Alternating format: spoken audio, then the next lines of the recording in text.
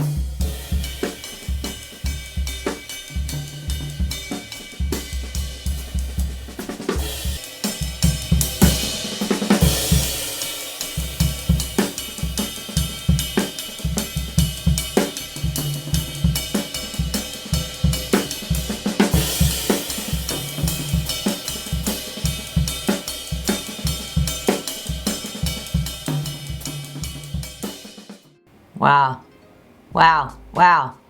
Massive difference. I can hear it, I can see it in my hands, I can see it in my, well, I didn't see my face the whole time, but I remember the feeling because it was only last week.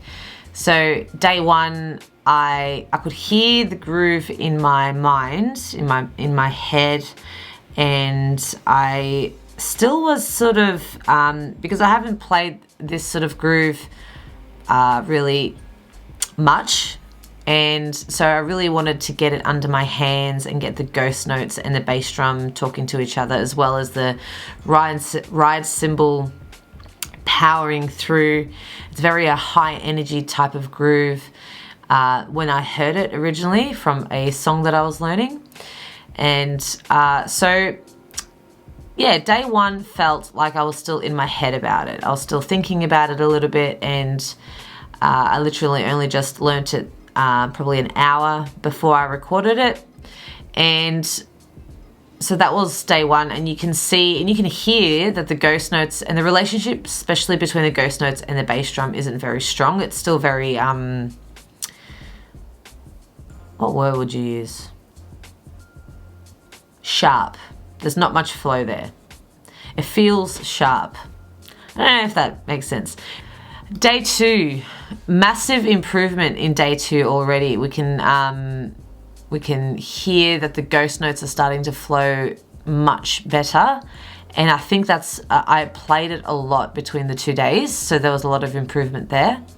And day 3, I decided to play it, to record it slower, just to show that, you know, just because it's a really fast up-tempo groove doesn't mean that I have to upload like that every day. And it also means that you need to practice things slowly, and the energy around this groove, or any groove that you play at different tempos, will have a different vibe to it, different energy, different feel. So I really wanted to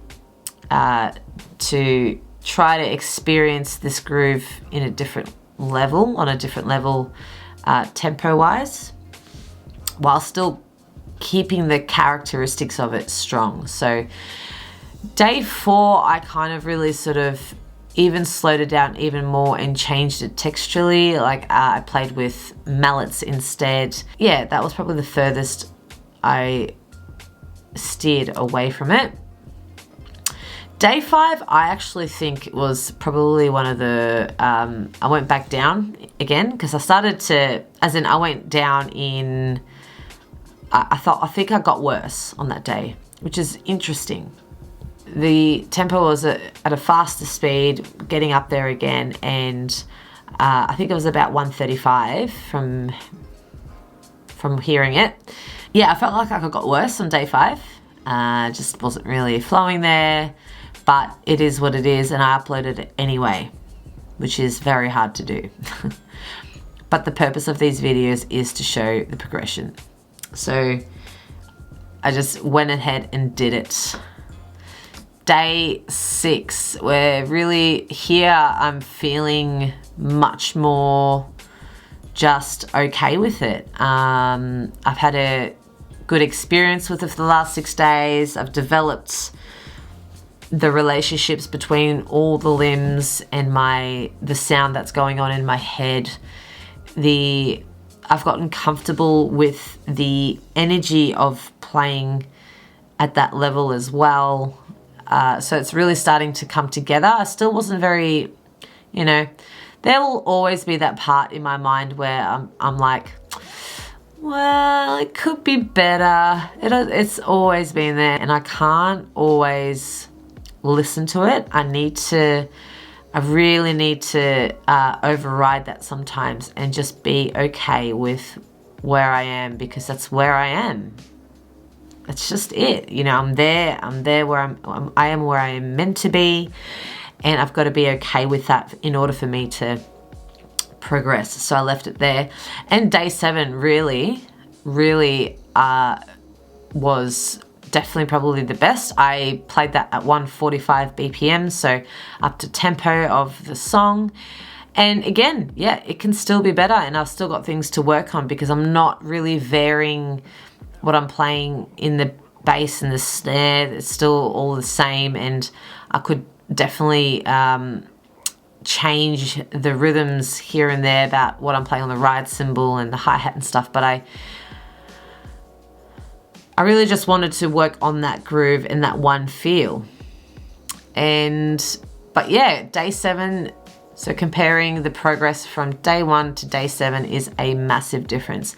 And I just want to point out that playing these grooves for 7 days without recording them probably wouldn't have improved my playing as much as it would have if I did record them. Because every day that I played the groove, I listened back to how I was sounding so I could assess myself straight away. And then I knew the second day, I had that in my head, and I was like, all right, I need to make sure that I'm playing this tighter. Day 5, I remember listening to the ride cymbal in day 5, and it wasn't actually playing really strongly within the 8th notes, the 1 and 2 and 3 and 4, and there was a slightly drag. It was pushing and pulling a lot, and I really wanted to drive it, and I needed it to be on the mark, on the beat, outlining the 8th notes really strongly. And it wasn't doing it there. And I remember thinking that to myself. And that's because I heard myself from that recording. So by the time I got to day 6 and day 7, I was aware of it. And so the recordings allowed for awareness. And I could also see myself playing. Am I looking relaxed? And it's just such an effective way of progressing on a groove. So I highly recommend it. You don't obviously have to post these videos. I'm just showing that it's okay to be imperfect. It's okay to show that you are working on getting better, because of the purpose of these videos are to highlight progression and practice and being okay with just being okay with not being good where you're at, because that's where I struggled a lot. And I struggled with just not being happy with how I was sounding and how I was playing. And I know that people quit music because of how deep this can override them, how overwhelming this can be. People walk away from, people just don't realize their own true potential. They do not realize how amazing they are, how good they are, because it's so easy for us to focus on the bad stuff at times. So by focusing on the good things, even though it doesn't sound where you want it to be, but by focusing on the good things and seeing that progression and being okay with listening to yourself, it's just immense how you can progress. and how quickly you can move forward. So this is why I'm making this video, because I want to show that don't give up, don't quit on what you love doing because you think that, you know, it's too hard and you're never going to get there, and because it doesn't sound good. And I have this conversation with a lot of my students, and I notice where their minds go. I notice their minds easily just attach onto you know, the stuff that isn't good. And I'm also doing this video because I'm talking from personal experience. This is something that I have struggled with for years. And can I just say, when I was 20 years old, I walked away from music. I gave up music because I didn't think I was good enough for it. And I didn't play music 5 or 6 years, 5 years.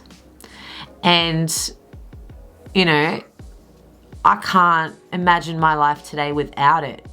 Thank God I've come back to it. A lot of people don't, you know.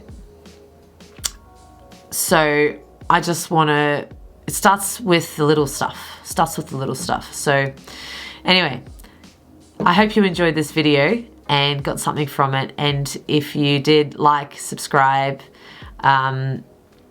you know, share your thoughts. If you like, or if you don't like what I've done, that's fine too. I'd be curious to hear your thoughts about this. And, you know, if you have had a similar experience, or if you've heard of someone who has had a similar experience, let's talk about it. You know, I think it's really powerful stuff to talk about. But I will see you guys in the next video tomorrow.